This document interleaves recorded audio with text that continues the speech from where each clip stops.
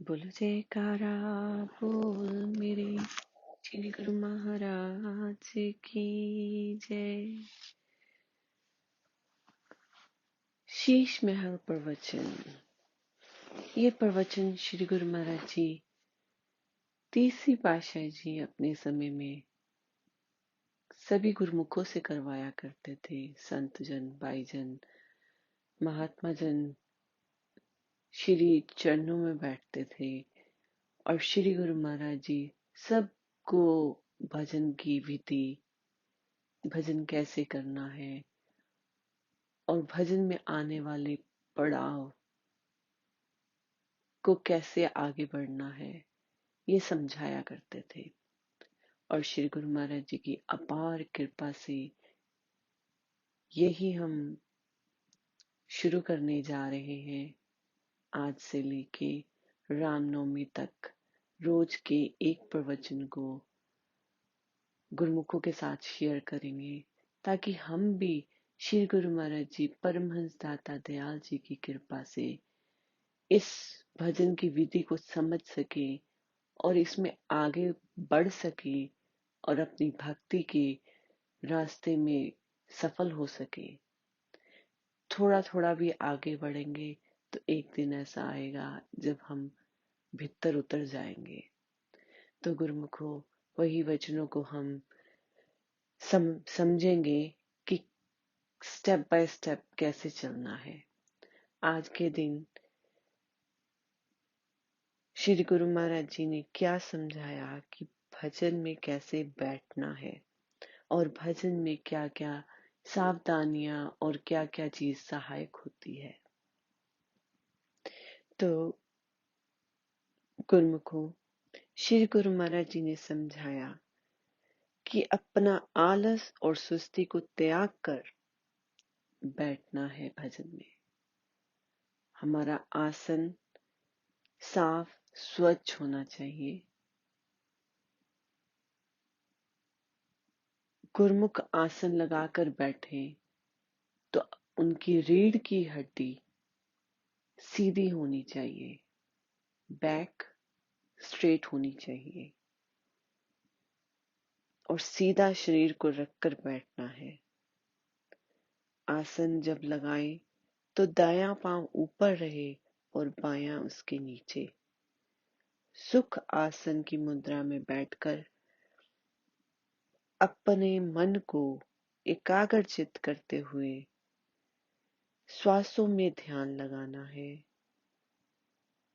दोनों हाथों को अपने घुटने पर रखकर ध्यान मुद्रा में बैठना है। श्वासों में अजपा जाप करना है। जो अजपा जाप होता है वो अंदर चल रहा होता है। श्वासों में श्वास के साथ साथ शब्द होता है पर हमें सुनाई नहीं पड़ता। तो शुरू शुरू में हमें उन श्वासों में अपने शब्द को महसूस करना है और अंदर ही अंदर उच्चारण करना है। और जो चल रहा है उसको अजपा जाप कहते हैं और जो मुंह से करते हैं उसको जाप कहते हैं। तो अपने मुंह में जीवा को तालू के साथ जोड़कर इन श्वासों में शब्द को सुनना है। गहरी सांस लेनी है, अपनी नाभि से सांस भरनी है, हृदय तक आते आते फिर इनहेल एक्सहेल श्वास को लेना और छोड़ना हमें महसूस होना चाहिए। उसी को प्राणायाम कहते हैं। जैसे श्री आरती में भी आता है, प्राणायाम की लहरें मेरे मन भाए। तो ये जब श्वास हम नाभि से उठाएंगे और लेते अपने नॉस्ट्रल से, नाक से इनहेल एक्सेल करते हैं तो हमें महसूस होगा ये श्वास। तो इस श्वास को महसूस करना है, इसी से हम होश पूर्वक रह सकेंगे। हमारा ध्यान इधर उधर नहीं भटकेगा। फिर अपने मन को एकाग्रचित करते हुए अपनी अंतर्दृष्टि को दोनों आंखों के मध्य में रखना है। दोनों आंखों के मध्य में, जिसको तीसरी आंख भी कहा जाता है, त्रिनेत्र कहते हैं, वहां पर एकाग्रचित करते हुए अपने अपने इष्ट देव को वहां पर महसूस करना है कि हमारे सतगुरु दाता दयाल जी, परमहंस महाराज जी सुंदर कंबली ओढ़े दर्शन दीदार दे रहे हैं। उससे हमारा मन श्री चरणों में लगेगा और ध्यान में एकाग्रचित होने लग जाएंगे। अपनी एकाग्रता को बढ़ाने के लिए हमें श्वासों का ध्यान रखना है कि होश पूर्वक श्वास चल रहे हैं, और अपनी अंतर्दृष्टि को दोनों आंखों के मध्य में रखते हुए श्री दीदार करना है। श्री गुरु महाराज जी समझा रहे हैं कि ये सब करते करते हमें अपने मन को एकाग्र रखने के लिए योग अभ्यास, प्राणायाम, ये सब चीज बहुत सहायता करती है, जिससे हमारा तन और मन दोनों शांत रहते हैं। तन हेल्थी रहता है, बॉडी के कोई प्रॉब्लम नहीं होती योग आसन करने से, और प्राणायाम से हमारा मन शांत रहता है, क्योंकि हमारा मन विचारों की शक्ति से चलता है। जितने ज्यादा विचार आते हैं उतना ही मन बेकाबू हो जाता है, और जब हम होश पूर्वक श्वास लेंगे, हमारा पूरा ध्यान हमारे मन की गति जो है श्वासों पे चलती रहेगी, तो हमारे मन को बाहर के विचारों से मुक्ति मिलती रहेगी, बाहर के विचार कम होते जाएंगे। तो इसी प्रकार हमें अपने श्वासों को एकाग्रचित करना है।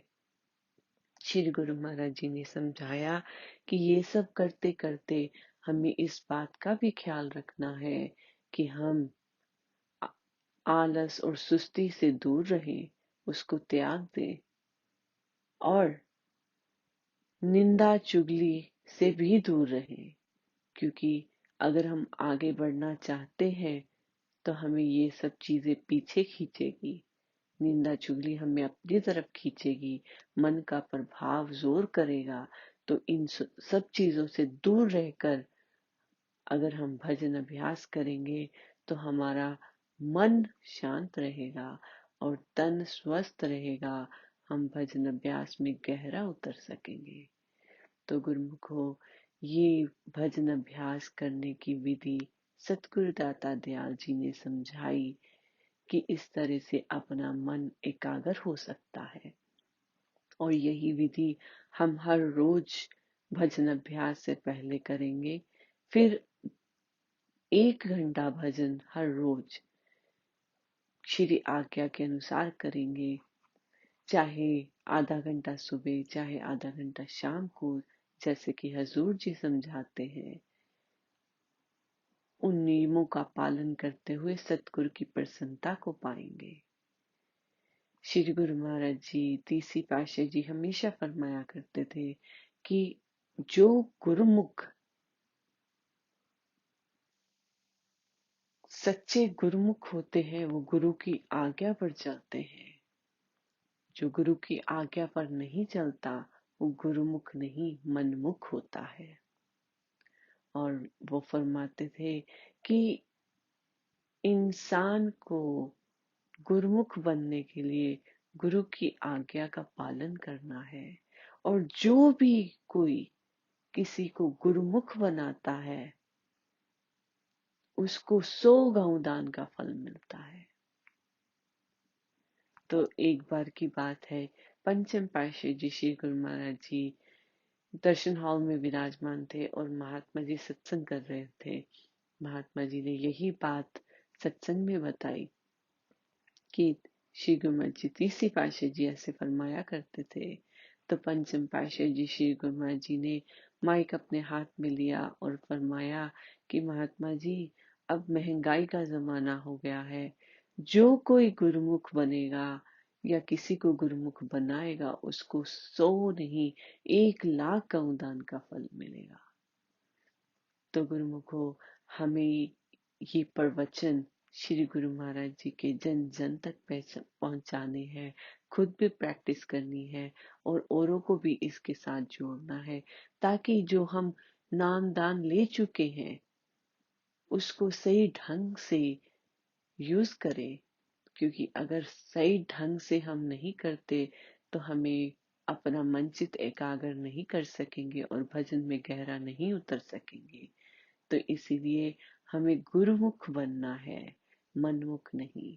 तो गुरुमुख बनेंगे जो गुरु की आज्ञा पर चलेगा। और गुरु की आज्ञा क्या है? श्री गुरु महाराज जी की आज्ञा है आरती पूजा सेवा सत्संग सुमिरन और ध्यान, जो नित्य करेगा निश्चय हो कल्याण। तो हमें इन नियमों का पालन करते हुए 1 घंटा भजन अभ्यास करना है और सतगुरु दाता दयाल जी की प्रसन्नता का पात्र बनना है। तो हमें सतगुरु दाता दयाल जी के चरण कमलों में यही विनती है कि ये हम भजन अभ्यास की विधि एकाग्रचित होकर करते रहें और उनकी चरण शरण ग्रहण करें। बोलो जयकारा, बोल मेरे श्री गुरु महाराज की जय।